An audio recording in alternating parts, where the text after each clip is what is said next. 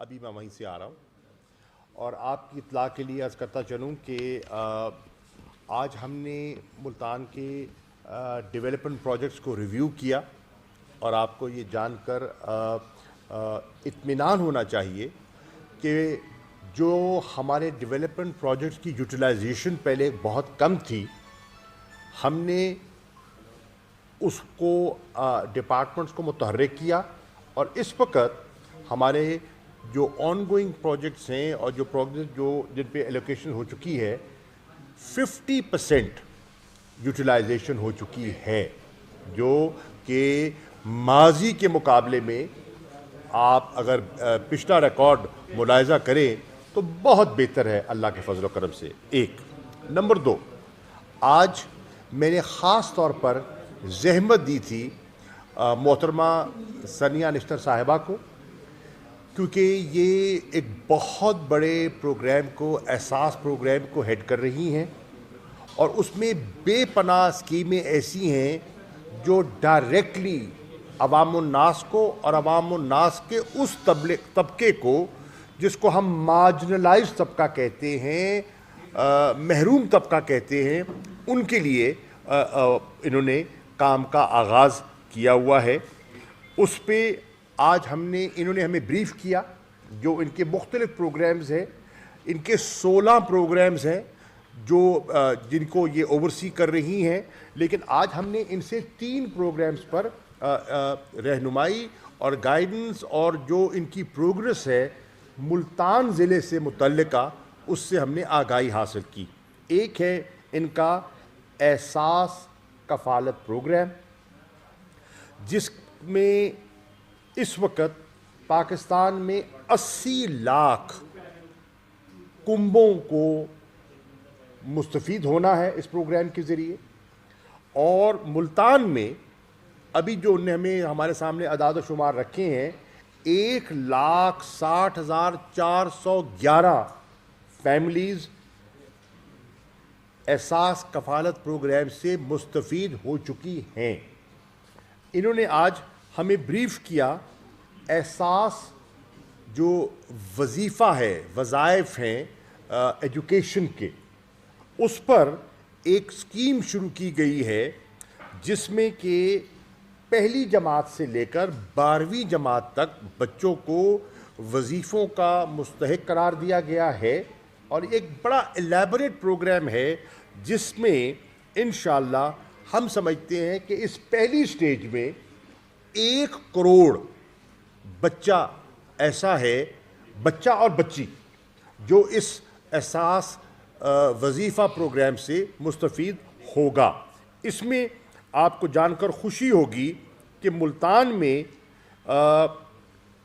91,000 ایسے ہیں جو اس میں رجسٹر ہو چکے ہیں, اور انڈر گریجویٹ لیول پر 5,087 ایسے کیسز ہیں جن کو وظیفہ مل چکا ہے. تیسرا, انہوں نے ہمیں بریف کیا جو ان کا ہے احساس راشن پروگرام.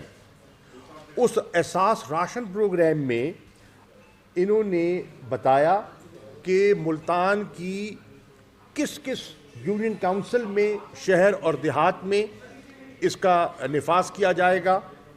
اور تقریباً میں ایک موٹی بات آپ کے سامنے رکھ دوں, ہر یونین کاؤنسل میں تقریباً 20 ایسے کریانہ سٹورز ہوں گے جہاں احساس روشن پروگرام جس کا نفاذ ہو رہا ہے, اور وہی گلی محلے کے لوگ وہاں اس سے مستفید ہوں گے. اس میں ہم نے مہنگائی کی مشکلات کو سامنے رکھتے ہوئے 3 آئٹمز پر توجہ دے رہے ہیں. ایک, لوگوں کو آٹا, جو مستحق لوگ ہیں, ٹارگیٹڈ سبسڈی کے جو مستحق لوگ ہیں ان کو ہم آٹا سستا دیں, اور بازار کے مقابلے میں اس پروگرام کے ذریعے ان کو 22 روپے فی کلو سستا آٹا دستیاب ہوگا ان احساس کریانہ سٹور سے. اسی طرح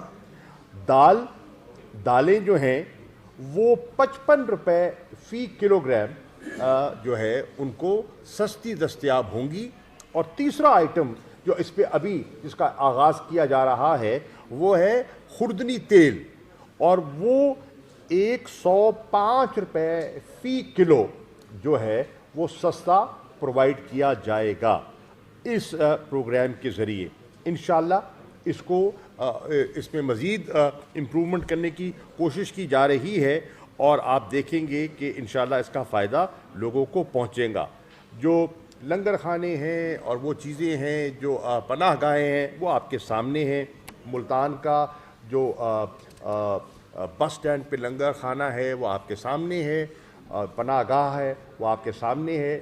انشاءاللہ ایک اور فیصلہ کیا گیا ہے کہ نشتر ہسپتال میں دور افتادہ لوگوں سے غریب مستحق لوگ آتے ہیں، ان کے مریض داخل ہوتے ہیں، ان کے پاس رہنے کی جگہ نہیں ہوتی، تو ایک نیا وہاں پناہ گاہ بنائی جا رہی ہے اور اس کا کام کا آغاز ہو گیا ہے، اور 350 لوگ اس میں رہ سکیں گے فری آف کاسٹ، جن کے پاس اپنا رہنے کا نہ کوئی رشتہ دار ہے، نہ کوئی مکان ہے، اور نہ وہ افورڈ کر سکتے ہیں.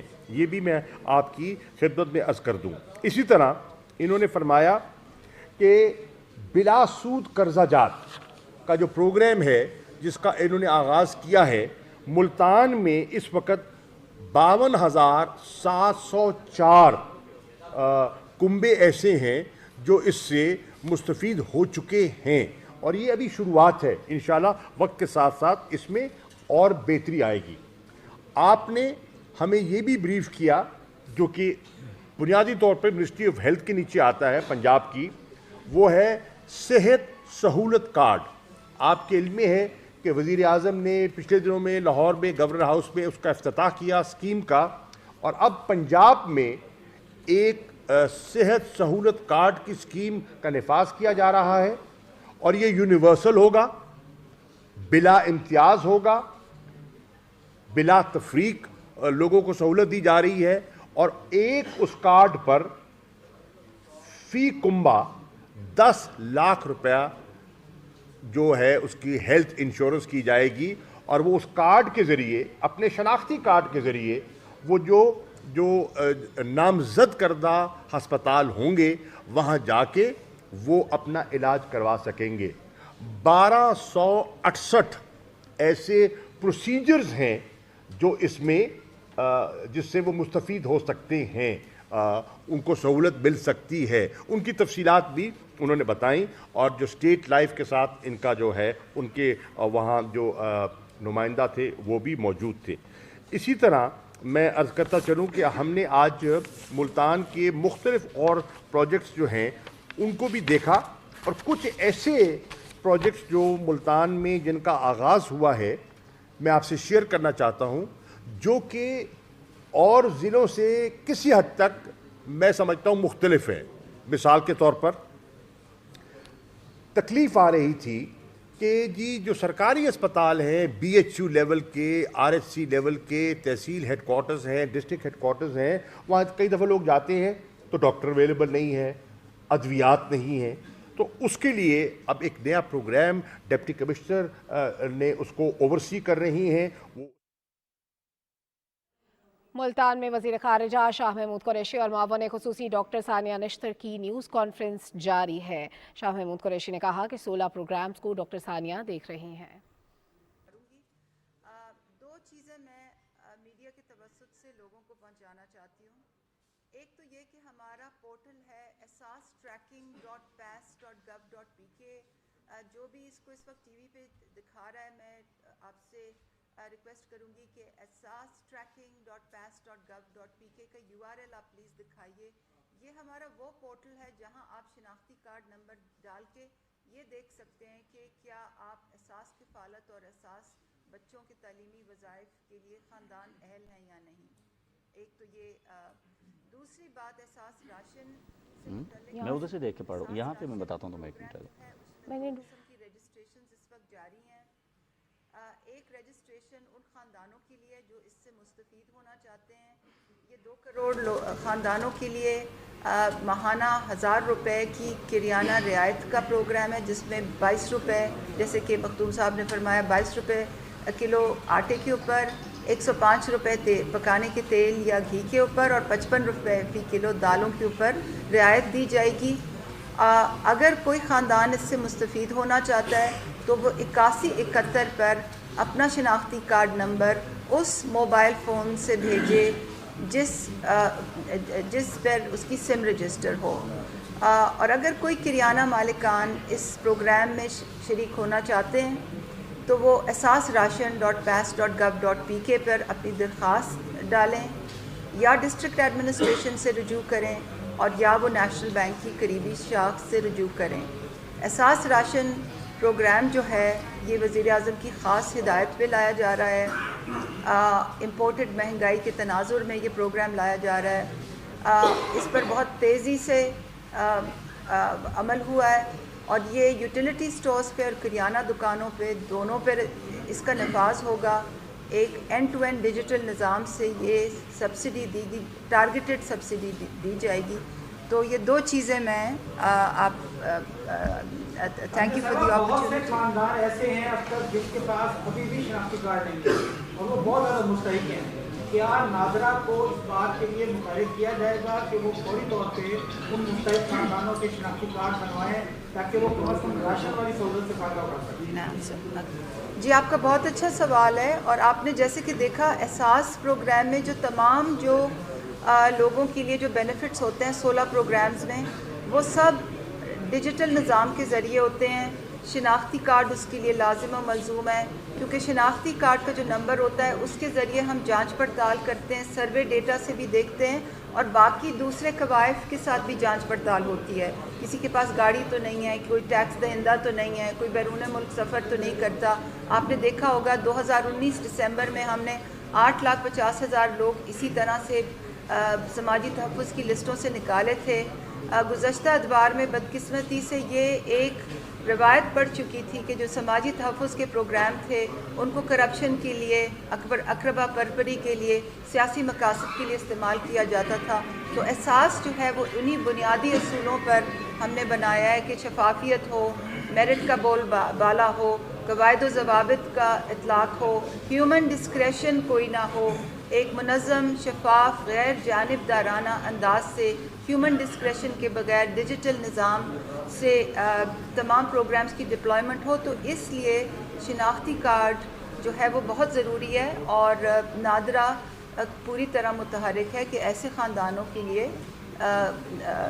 जिनके पास शनाख्ती कार्ड ना हो वो शनाख्ती कार्ड ज़रूर बनाएं। और आपका सवाल इसलिए भी बहुत अहम है क्योंकि जो जितना पसमानदा होता है, जो जितना डिसएडवांटेज होता है, जितना गरीब होता है उतना ही उसका हुकूमती वसाइल तक रसाई भी कम होती है और ऐसे ही लोगों के पास शनाख्ती कार्ड नहीं होते। तो बहुत अच्छा किया कि आपने सवाल किया। अच्छा डॉक्टर साहब, ये बताएं आप ये जो एहसास प्रोग्राम के तहत ख़वातीन को कफ़ालत दी जाती है वहाँ पे उनके साथ जो है ना रवैया बड़ा मतलब नारवा किस्म का होता है। लाइन लगाई हुई होती है, खिड़कियाँ तोड़ दी होती हैं ख़वातीन और उन्हें धक्के दे के ना वहाँ से निकाला जा रहा होता है। कोई ऐसा तरीक़ाकार हो कि उन्हें पैसे जो है ना वहाँ से मिल सकें? जी, एहसास किफ़ालत और एहसास बच्चों की तलीमी वज़ाइफ और एहसास एमरजेंसी कैश में इस वक्त पाकिस्तान की तकरीबन 40% आबादी इन प्रोग्रामों में शामिल है। और जब इतने बड़े पैमाने पे एक प्रोग्राम चलता है तो जहाँ पे अच्छी खुशउस्लूबी से अदायगियाँ होती हैं वहाँ कुछ ऐसे भी इंसिडेंट्स होते हैं जिनका आप बिल्कुल ठीक ज़िक्र कर रही हैं। हम इंशाल्लाह अपने पेमेंट सिस्टम का जो तरीक़ाकार है वो अगले माली साल में बदल देंगे तो और उसमें इंशाल्लाह लोगों को काफ़ी सहूलत होगी कि वो बहुत मल्टीपल जगहों से पैसे ले सकेंगे। तो इंशाल्लाह ये जो प्रॉब्लम है ये भी इसका जल्दी इदराक हो जाएगा। डॉक्टर साहब, जैसे कि पाकिस्तान में अफगानिस्तान का जो क्राइसिस था, तालिबान ने टेक ओवर किया तो पूरी दुनिया उनको तस्लीम नहीं करी, लेकिन वहाँ के जो आवाम के लिए गवर्नमेंट ऑफ पाकिस्तान ने आपकी स्ट्रगल, प्राइम मिनिस्टर की स्ट्रगल, तो उनके लिए राशन, अद्वियात और उनके ये खाने पीने के लिए आपने चीज़ें वहाँ पर भिजवाई। लेकिन इसके बावजूद पाकिस्तान का जो बॉर्डर एरिया है वहाँ पर फायरिंग के वाक़यात हो रहे हैं, अफवाज पाकिस्तान के लोग वहाँ पर शहीद हो रहे हैं। तो क्या आपका मैं सवाल समझ गया हूँ। इसके बारे में कुछ देखिए पेरी मखदूम साहब, ये इंटरनेशनल मामला तो एक मुल्तान के हवाले से बात है, आपने बड़ी अच्छी बात की कि चौकों को सजाया जा रहा है, उसमें बहुत खूबसूरत कलमा तैयबा लिखा जा रहा है। لیکن اگر تجویز ہے ہماری کہ اگر کلمہ طیبہ کے ساتھ ساتھ درود پاک بھی لکھ دیا جائے تو اس کی خوبصورتی میں اور برکت میں اضافہ ہوگا. اچھی بات, یہ تجویز ہے ہماری. اچھی بات. اسی کے ساتھ آپ نے ایک بات کی کہ ڈیولپمنٹ پروجیکٹس میں جو ہے 50% جو ہے وہ فنڈز خرچ ہو چکے ہیں, جبکہ آج ہی کمشنر نے میٹنگ کی آپ کی میٹنگ سے پہلے, اور انہوں نے برہمی کا اظہار کیا کہ ابھی تک جو سال کے ہیں 35% بجٹ. آپ ایسے کریں اس کا ہیڈ آؤٹ آیا نہیں, آپ ابھی جا کے ابھی یہ وہ آپ بات کریں گے ڈویژن کی, میں بات کر رہا ہوں ضلع کی. کمشنر دیکھتا ہے ڈویژن کو, ڈویژن میں مختلف اضلاع ہیں, ہو سکتا ہے کسی ضلع میں آگے ہو کسی میں پیچھے ہو. میں ملتان ضلع کی بات کر رہا ہوں, اس کی معلومات آپ نے لینی ہے تو ڈپٹی کمشنر کو آپ کو مصدقہ فگر مل جائے گا. وہ ابھی میں سن کے آ رہا ہوں تو میں آپ کی خدمت میں پیش کر رہا ہوں. نمبر 1, آپ کے سوال کا جواب, بھائی ان کا جواب تو دینے دینا, ایک سوال کا جواب تو دینے یار, میں سن لیا نا, آپ جواب تو لے لو میرے بھائی. افغانستان کے معاملے میں پاکستان نے وہاں کے ہیومینیٹیرین کرائسس کو دور کرنے کے لیے اور اکنامک کلیپس سے افغان لوگوں کو محفوظ کرنے کے لیے مختلف فورمز پر آواز اٹھائی. اقوام متحدہ کے فورم پر وزیر اعظم نے آواز اٹھائی, میں نے مختلف وزرائے خارجہ سے بات کی, اور اس کے بعد اللہ کے فضل و کرم سے 19 دسمبر کو 41 سال بعد OIC کا ہنگامی ایکسٹرا آرڈنری اجلاس کیا, جس میں کہ OIC کے وزرائے خارجہ کو مدعو کیا گیا. 30 کے لگ بھگ وزرائے خارجہ اس میں آئے, جس میں فورن منسٹرز بھی تھے اور ڈپٹی فورن منسٹرز بھی تھے مختلف ممالک کے, جس میں P5 کنٹریز ہیں, یورپین یونین ہے, اور ممالک ہیں Germany, Canada, Australia, important countries. ان کے اسپیشل ریپرزینٹیٹیوز آن افغانستان بھی آئے. مقصد کیا تھا کہ افغان عوام کو, بچیوں کو, خواتین کو محفوظ کیا جائے. ان کی جو اس وقت جو غلت کے اپنا جو غذا کی جو مشکلات ہیں ان کو دور کیا جائے, اور سردی کے عالم میں ان کو پروٹیکٹ کیا جائے. اللہ کے فضل و کرم سے ہم ایک special OIC Islamic development bank کے تحت ایک ٹرسٹ بنانے میں کامیاب ہو گئے. اللہ کے فضل و کرم سے ہم ایک special envoy of the OIC dedicated to Afghanistan اس کو نامزد کرنے میں کامیاب ہو گئے. اللہ کے فضل و کرم سے ہم انٹرنیشنل کمیونٹی کی توجہ جو کہ نہیں تھی اس کو مبذول کرانے میں کامیاب ہو گئے. اور اللہ کے فضل و کرم سے ہمارے اس اجلاس کے بعد سلامتی کونسل کا ایک اجلاس ہوا, جس میں ایک متفقہ قرارداد جو امریکہ نے موو کی, سب نے تائید کی, اس کو پاس کروانے میں کامیابی ہوئی. اور اس میں کیا ہے کہ جو سینکشنز کی قدغن لگی ہوئی تھی ہیومینیٹیرین اسسٹنس کے لیے, اس میں نرمی کا اعلان کیا گیا, اور اب وہاں جو چیزیں ہیں وہ پہنچنی شروع ہو جائیں گی. پاکستان نے جو اناؤنس کیا تھا اس کی پہلی کھیپ وہاں پہنچ چکی ہے. اب سوال کا دوسرا حصہ, آپ نے بارڈر سے بات کی ہے. دیکھیے, جو بارڈر کو فینس کیا جا رہا ہے افغانستان کے پاکستان کے بارڈر کو, اس پہ تقریباً 94-95% کام مکمل ہو چکا ہے. 2017 سے شروع ہوا اور اب جو 95% کام ہو چکا ہے. مشکلات آئی ہیں, رکاوٹیں آئی ہیں, شہادتیں بھی ہوئی ہیں, لیکن ہم نے یہ کام کیا ہے دونوں ملکوں کے مفاد میں, تاکہ تجارت ریگولیٹ ہو سکے, تاکہ جو ایسی عناصر ہیں جو ہماری سرزمین یا افغان سرزمین ہمارے خلاف استعمال کریں ان کو موقع نہ مل سکے, اور آمد و رفت میں ایک ریگولیشن ہو, ویزا کے ذریعے لوگ آئیں, اور ہم اس کو اس طرف آگے بڑھ رہے ہیں. ٹریڈ میں سہولت آئے. کچھ ایسے واقعات ہوئے جو ہم نے افغان اتھارٹیز سے ٹیک اپ کیے ہیں, ہماری بات چیت چل رہی ہے, ان کا ایک بڑا مثبت جواب بھی آ چکا ہے, اور مجھے امید ہے کہ انشاءاللہ ہم سفارتی ذرائع کے ذریعے, گفت و شنید کے ذریعے اس مسئلے کو حل کر لیں گے. مت بھولیے کہ سپوائلرز موجود ہیں, وہ نہیں چاہتے کہ پاکستان اور افغانستان کے تعلقات جو اس وقت مثالی ہیں وہ آگے بڑھتے چلے جائیں. وہ رخنہ اندازی ڈالتے ہیں، ڈالتے رہیں گے، لیکن انشاءاللہ ان کے عزائم کو ہم خاک پہ ملائیں گے.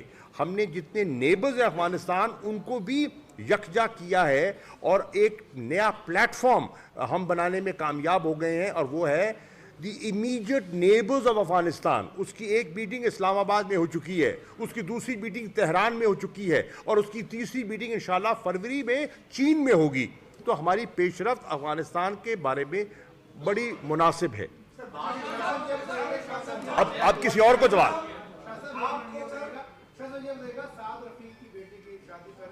جہانگیر ترین نے کہا ہے کہ جہاز کا رخ نون لیگ کی طرف بھی ہو سکتا ہے، ان کی دوستی ہے سیاسی جہاز کا. 2023 کے الیکشن میں آپ کس طرح دیکھتے ہیں اور کیا کہنے دیں گے؟ اور سر اسی سے دیکھیں بات سنیے بھائی جان، جس کا جہاز ہے جس طرف رخ کرنا ہے اس کا جواب تو وہی دے سکتا ہے. میرے پاس تو جہاز ہے نہیں کہ میں رخ موڑوں. جی سر. آپ کو مبارکباد دے دی، آپ پی ٹی آئی کے وائس کپتان بن گئے ہیں. 2023 کا الیکشن ٹورنامنٹ آپ پی ٹی آئی آپ کی کپتانی میں کھیلے گی یا عمران خان کی کپتانی میں؟ پی ٹی آئی کا ایک ہی کپتان ہے اور آپ کی غلط فہمی دور ہو جانی چاہیے، اس کا نام عمران خان ہے. ٹھیک ہے.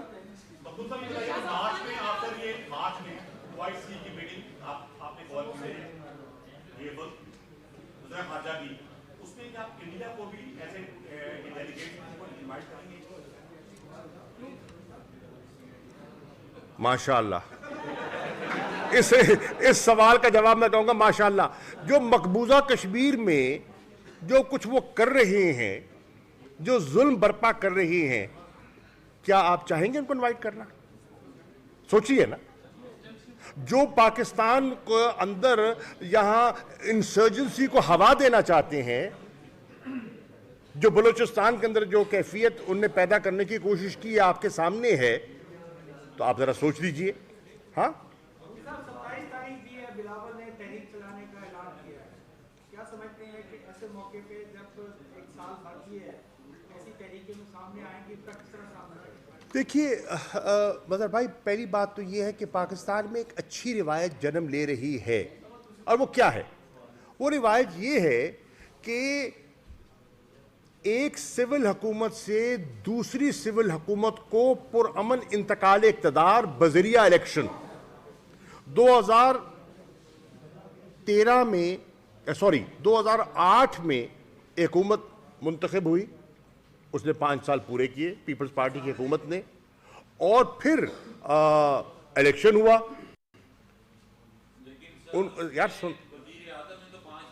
یار so what, it's the party, individuals can change, in house change ہوتا رہتا ہے، کوئی ایسی بات نہیں ہے. ہوا وہ ان کی اپنی پارٹی کا فیصلہ تھا. اگر کوئی نااہل ہو گیا تو اس پہ کیا کرتی پارٹی؟ پارٹی نے کسی اور کو نامزد کر دیا. یوسف رضا گیلانی نااہل ہو گئے، راجہ پرویز اشرف آ گئے. تو ان کا اپنا اندرونی فیصلہ تھا نا. لیکن ہوا کیا؟ ایک ڈیموکریٹک پروسیس مکمل ہوا، 5 سال مکمل ہوئے، انتخابات ہوا، پیپلز پارٹی کو شکست ہوئی، نون لیگ اقتدار میں آ گئی. 2013 میں نون لیگ آ گئی. پورے 5 سال نون لیگ نے مکمل کیے اور پرامن الیکشن کے ذریعے انتقال اقتدار ہوا. 2018 آ گیا. 2018 میں نون لیگ کو شکست ہو گئی. پی ٹی آئی کو اور حلیفوں کو لوگوں نے مینڈیٹ دے دیا اور پی ٹی آئی کی حکومت آ گئی. اب منطقی نتیجہ یہ ہے کہ اگر پاکستان میں جو جمہوریت کے علمبردار بنتے ہیں، جو آئین کی بات کرتے ہیں اور آئین کی پاسداری کا آئے دن درس دیتے ہیں، تو جمہوری عمل تو اس بات کا تقاضا کرتا ہے کہ یہ ٹرم مکمل ہونی چاہیے، انتخابات ہونے چاہیے، اور انتخابات میں عوام جس کو منتخب کرتے ہیں اس کو پرامن طریقے سے اقتدار منتقل ہو جانا چاہیے اصولاً. اب کوئی تحریک چلانا چاہتا ہے، انہوں نے اعلان کر دیا ہے، ان کا حق ہے، بے شک کرے. ہمیں کوئی گھبراہٹ نہیں ہے، ہمیں کوئی خوف نہیں ہے. قانون کے دائرے کے اندر رہتے ہوئے اگر وہ کرنا چاہتے ہیں بے شک کریں. ہماری ہمیں اس کی کوئی پریشانی نہیں ہے. ڈاکٹر ثانیہ، میں آپ کو کوشچن کرنا چاہ رہی تھی بہت دیر کا، کیونکہ ہم ٹریک سے ہٹ رہے تھے، مجھے بار بار یہ لگ رہا تھا. آپ نے بہت اچھی بریفنگ دی اور اس سے پہلے بھی ہم یہ سنتے رہتے ہیں، آپ کا ریڈیو پروگرام بھی احساس پروگرام کے حوالے سے چل رہا ہوتا ہے. تو مجھے تھوڑا سا اور ہم سب کو یہ بتائیں کہ سارے نظام میں مانیٹرنگ کا سسٹم آپ نے کیسے ڈیزائن کیا ہے اور وہ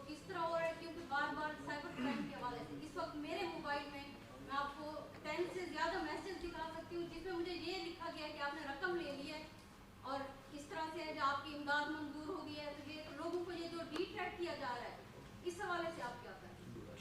आपका बहुत अच्छा सवाल है। एक तो जनरल मॉनिटरिंग है, क्योंकि 16 प्रोग्राम्स हैं, कॉम्प्लिकेटेड हैं, हर यूसी तक हमारी ऑपरेशंस हैं। हम कैसे प्रोग्राम को मॉनिटर करते हैं, उसकी क्या डिफरेंट एस्पेक्ट्स हैं, वो तो एक सेपरेट सवाल है। मगर क्योंकि आप साइबर क्राइम मॉनिटरिंग की बात कर रही हैं, तो उसमें हमारी पीटीए के साथ, पाकिस्तान टेलीकॉम अथॉरिटी और एफआईए के साथ बड़ी अच्छी कोऑर्डिनेशन है। जहाँ भी पैसों की तरसील का निज़ाम होता है, चाहे वो एहसास प्रोग्राम हो, कोई और प्रोविंशियल प्रोग्राम्स हों या बैंकों के निज़ाम हो, वहाँ पे कॉन्स्टेंटली साइबर अटैक्स होते हैं और ये बदउनवान अनासर बहुत ज़्यादा मुतहरिक हो जाते हैं।